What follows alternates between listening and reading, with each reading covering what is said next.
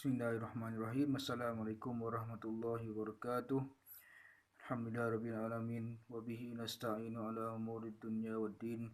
Wassallallahu ala sayyidina Muhammad khataman nabiyyin wa ala alihi wa sahbihi ajma'in. La haula wa la quwwata illa billahil aliyyil azim. Yang dihormati Ustazah Dr. Nur Zainatun Nadrah binti Zainul, guru pengajar Ulumul Tafsir, Dr. Irwan sebagai Ketua Kelas Diploma Imam Kohort 3, serta rakan-rakan yang dirahmati Allah sekalian. InsyaAllah saya Muhammad Syukri bin Muhammad Don, nombor metrik FB 2027, akan membuat skrip video bagi menyempurnakan tugasan individu Ulumul Tafsir. Dan saya telah memilih kitab Tafsir Bahrul Ulum karangan Syekh Abdul Lais As-Samarkandi bagi menyiapkan tugasan individu ini. Kita teruskan ke slide yang pertama, iaitu ini adalah contoh gambar Tafsir As-Samarkandi. Slide terusnya, kita teruskan dengan biografi pengarang, iaitu Syekh Abdul Lais As-Samarkandi. Nama lengkap beliau adalah Nas bin Muhammad bin Ibrahim As-Samarkandi At-Tuzi Al-Bakhi. Adapun kelahirannya tidak diketahui secara pasti. Hal itu disebabkan kerana para ulama tidak bisa meramalkan bahawa kelak beliau akan menjadi seorang alim, dan seandainya boleh meramalkannya, pasti para ulama akan mencatat tahun kelahirannya.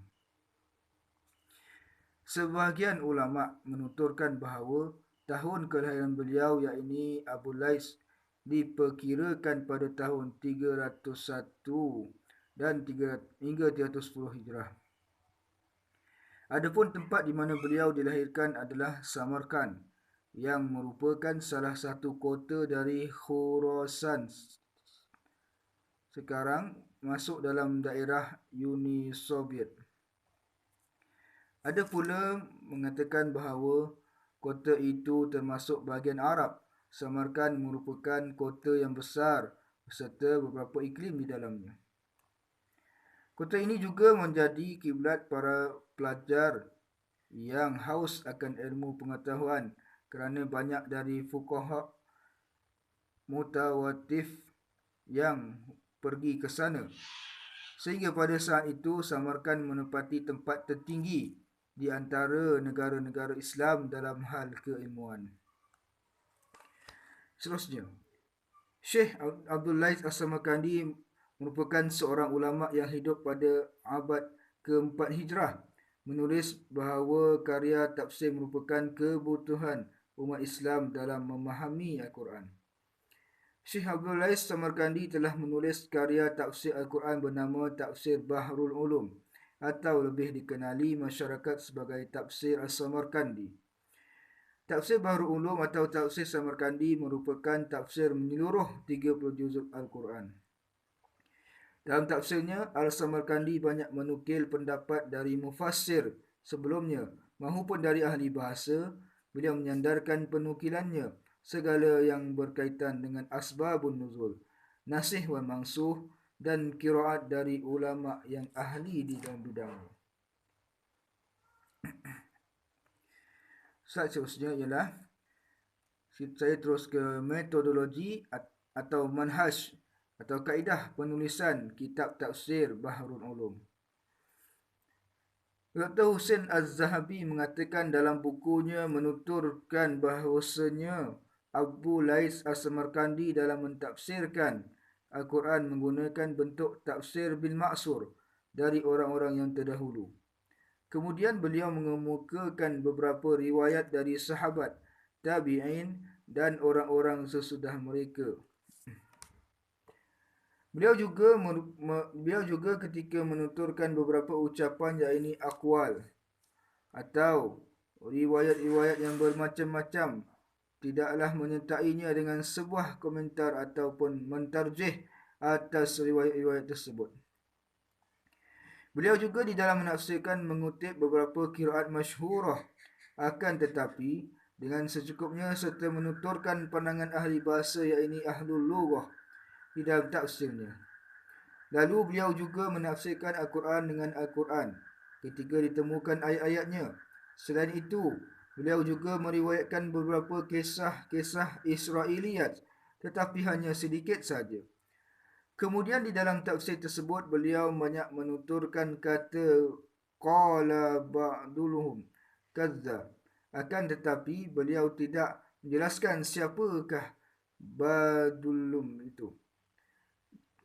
Terkadang beliau juga meriwayatkan dari orang-orang yang dianggap dilaif menurut ahli hadis seperti riwayat Al-Kalbi serta riwayat Asbat dari As-Siddi. Hasil banyak orang yang mengategorikan kitab tersebut sebagai kitab tafsir bil Ma'sur.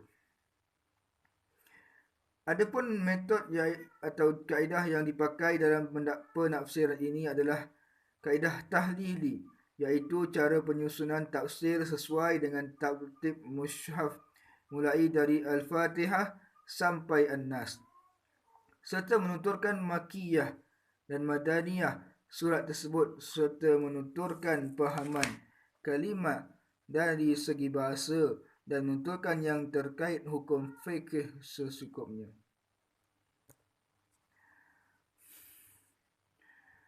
Seterusnya, saya contohkan ayat Quran yang menggunakan tafsir bir-ra'yi. Okey, yang pertama, tafsir bir-ra'yi yang datang melalui individu yang layak. Secara asasnya, para ulama telah menyebutkan beberapa syarat yang perlu ada untuk melayakkan seseorang itu menafsirkan Al-Quran, iaitu dia hendaklah menguasai ilmu-ilmu seperti bahasa Arab, nahwu dan saraf, ilmu balaghah, ilmu qiraat, usuluddin, fiqh, usulul fiqh, asbabun nuzul, nasih dan mansuh, ilmu hadis serta beberapa cabang ilmu yang berkaitan dengan Al-Quran. Hakikatnya, kategori tafsir dengan ijtihad atau ra'yu di sini adalah dibolehkan. Ini kerana Allah Subhanahu Wa Taala memerintahkan untuk mentadabbur Al-Quran berdasarkan firman-Nya dalam surah Shad ayat 29 yang bermaksud, inilah kitab yang telah kami turunkan kepada kamu wahai Muhammad supaya mereka mentadabbur ayat-ayatnya dan supaya golongan ulul albab mengambil peringatan. Begitu juga apabila kita melihat para sahabat Nabi SAW saling berbeza pendapat terhadap beberapa tafsiran ayat Al-Quran. Sekiranya ijtihad dan nazar, yakni penelitian terhadap ayat-ayat Al-Quran itu dilarang, nescayalah para sahabat telah melakukan maksiat. Ini mustahil berlaku kerana mereka telah dijamin keredaan daripada Allah Subhanahu Wa Taala. InsyaAllah segala itu saja skrip video yang dapat saya hasilkan. Wabillahi taufiq wal hidayah. Wassalamualaikum warahmatullahi wabarakatuh.